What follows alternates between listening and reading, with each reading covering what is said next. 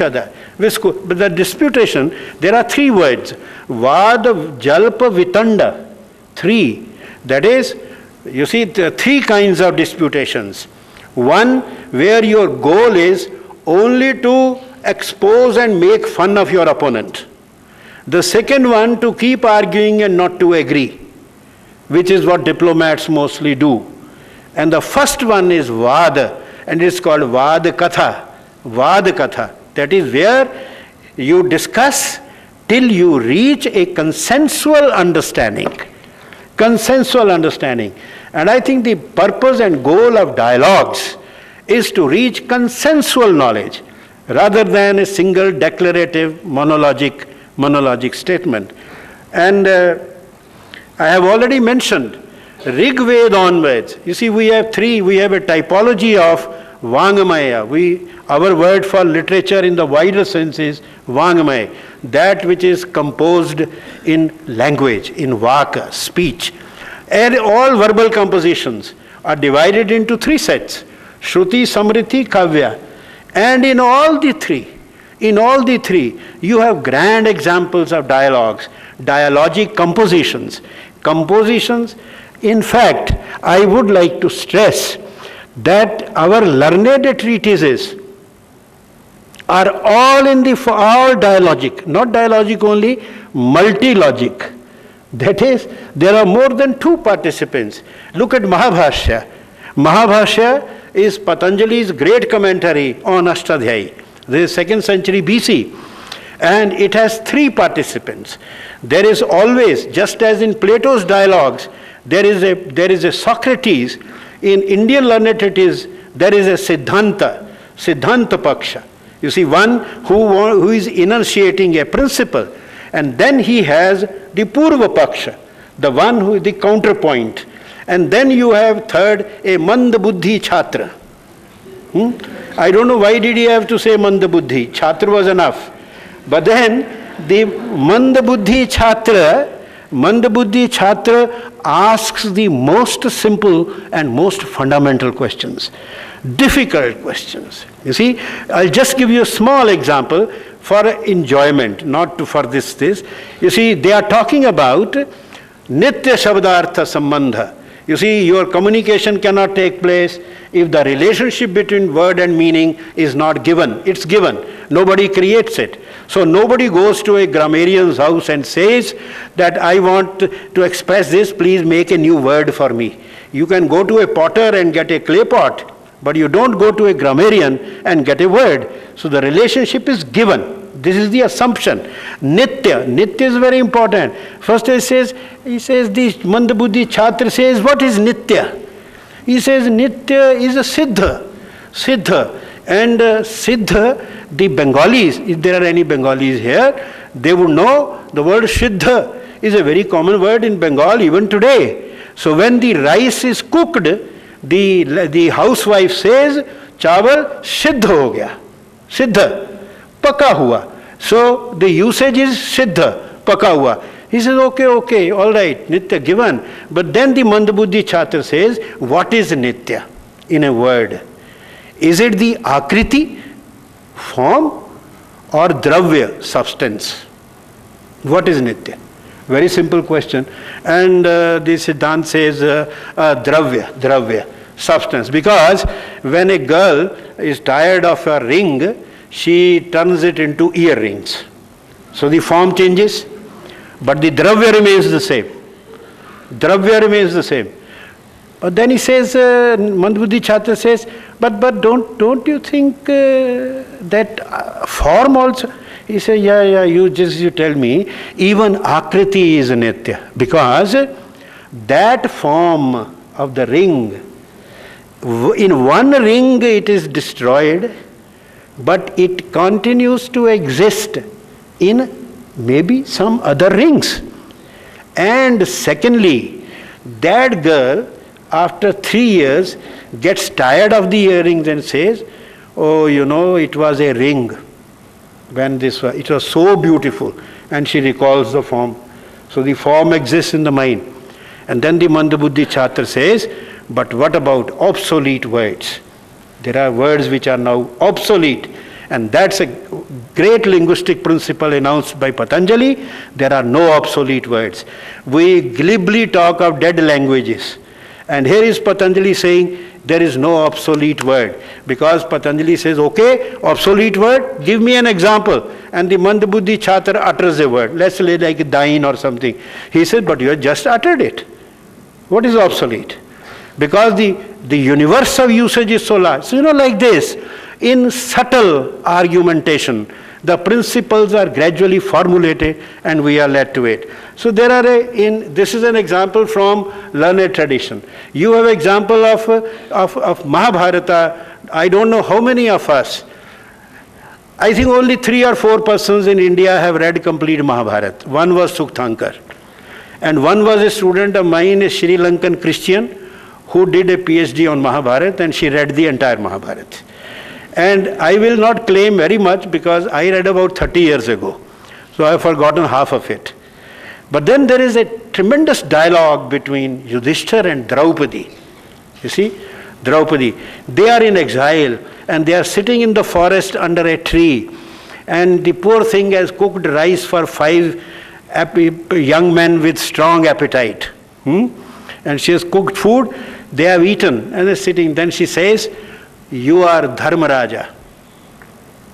And your brothers are also Dharmaraja. You put so much premium on dharma, righteousness. But look at yourself. You see, your brothers, each one is so strong that he would have upturned Dhritarashtra's Sabha. But like good brothers, Dharma brothers, the eldest brother walked out, they walked out behind you. But what have you got for your dharma? For following dharma, righteousness, what did you get? Look at yourself, sitting at a tree in the forest, eating rice, and look at Duryodhan. Duryodhan told his father, what is right and what is wrong, I know. धर्म क्या है अधर्म क्या है मैं जानता हूँ, but I am not interested. मैंने ये राज्य ले लिया है, मैं दूंगा नहीं. See him. And Yudhishthira says, he starts first by praising his wife. If you disagree with your wife, you start first by praising her. He says, oh beautiful eyed one, तुम नास्तिकों की भाषा बोल रही हो. You are speaking the language of atheists. And then there is a statement, those who follow the right path for some end in view, कि तुम्हें क्या मिला, for some end in view, they are traders in virtue. They are traders in virtue. I have never followed the right path in my life with any end in view. I am right, I know the kingdom is mine. Therefore, I can forgive Duryodhan. Duryodhan knows he is wrong. It's not his kingdom. Therefore, he cannot bring himself to forgive us anything. Forgiveness, my dear, is the virtue that our ancestors have taught us. Now see, this is almost 3,000 years ago. You see this. So tremendous. It's an ethics. So all I have not mentioned, there is no time really in the Plato's dialogues or in these dialogues, whether in learned treatises or in other texts, what all issues of human life, an entire dimension of human life is discussed, conversed, questioned, answered in your presence, and you are led to forming yourself. Ultimately, we end by forming ourselves. I'll just mention one fact, that the Vada Parampara, the art of disputation, is very strong, continuous, and accumulative in what is called Tika Parampara. We all know, a very strong commentary tradition. So, Ashtadhyayi, 7th century BC, tremendous grammar, absolutely science, and commented by Katyayana in Andhraita, Patanjali from Gonda, and then Vaman Jayaditya from Kashmir, and then successively constituted till Nagesha Bhatta in 1795 writes the commentary in Karnataka. So 3,000 years of continuous cumulative commentaries on one primary text, and each commentary, successive commentary, is composed in full knowledge of what has gone before. That is, this is a perennial dialogue about a domain of knowledge between a number of thinkers and sustained over 2,000 years, 2,500 years.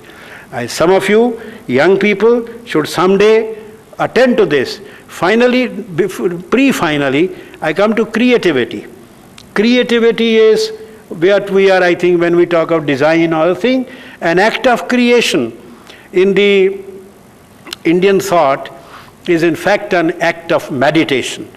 Adi Shankara says, for me the greatest artist is the arrow maker, who at the point, he's a yogi, because at the point he's sharpening the arrow, the point of the arrow. Total concentration.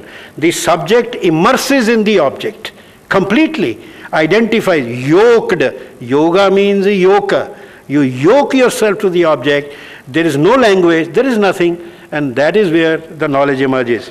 I mentioned that Carpenter is the paradigm artist in the Greek tradition, and although the Western mind switched loyalty to Aristotle, but then Western mind has had fits of Platonism, as you know, Platonism and Neoplatonism, and it went on. But then, you see, you can't ignore Plato. I mean, no Western mind, no Western thinker can control.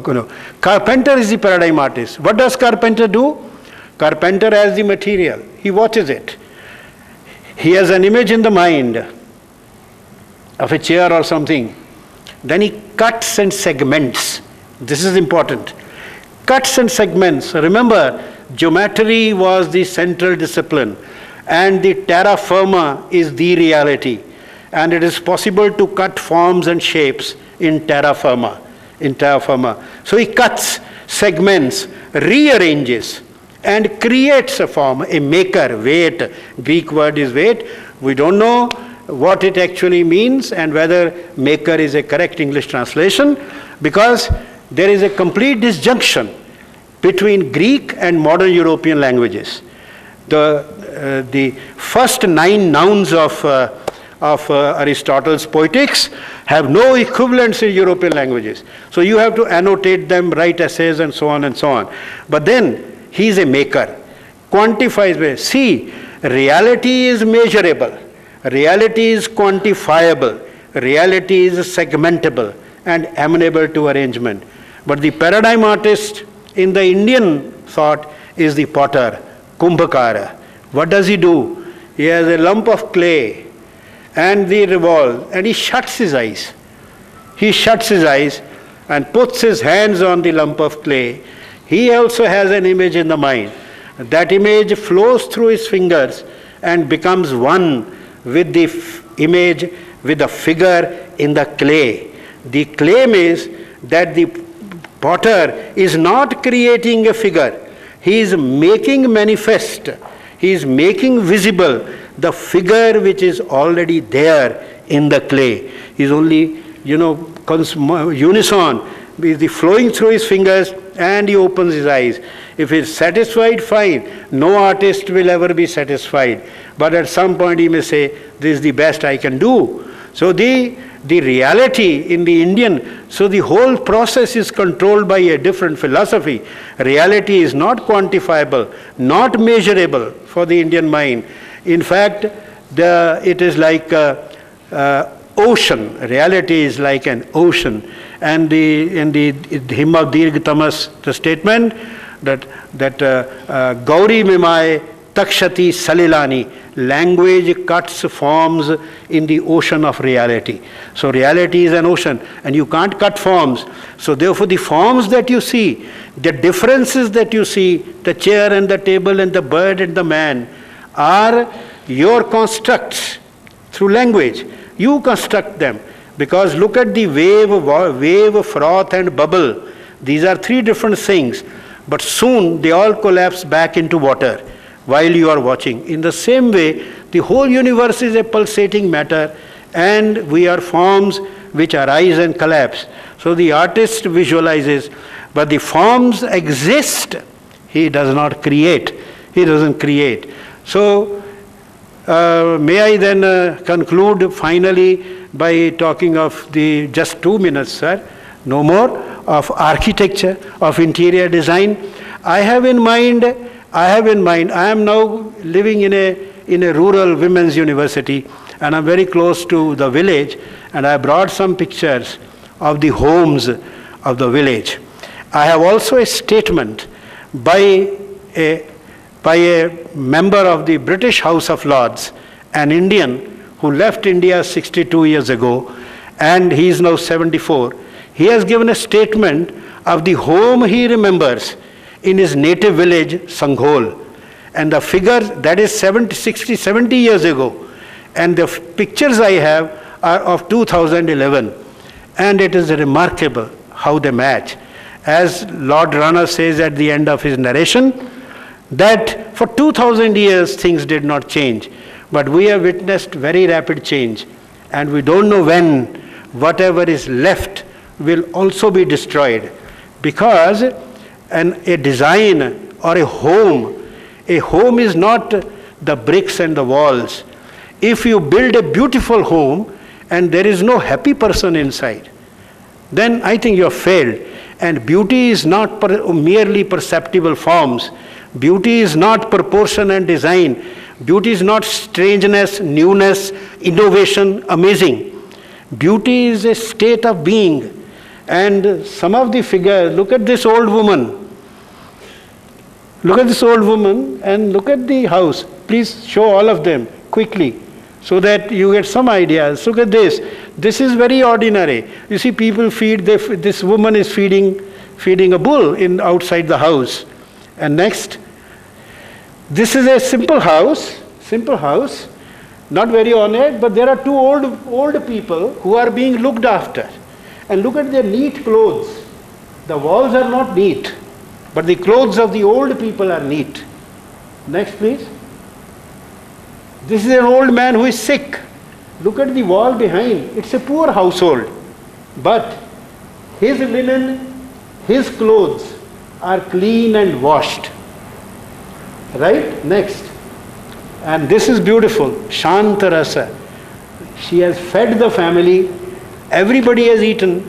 And the kitchen has been cleaned. There are not many pots and pans. There is not wonderful china or crockery around. There are no dining tables, no chairs. But there is peace. If our, that's it, thank you very much.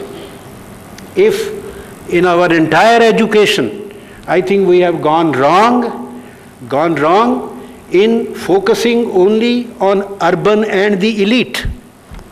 If we focus on the countryside and the ordinary, and think of the happiness and the grandeur of the ordinary, I think we'll be doing a service. Thank you very much.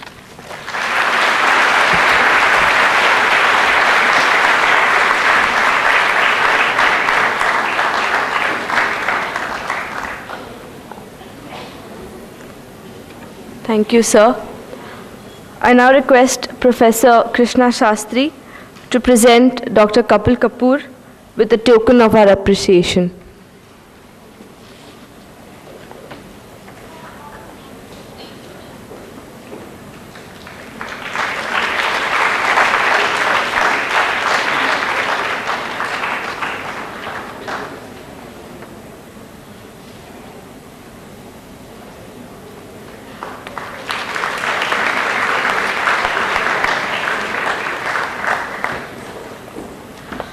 Okay, now we will break for tea. We'll have a 20-minute break, and I request you all to come, return to your seats at 11:55 because the next session will start at 12 sharp. Thank you.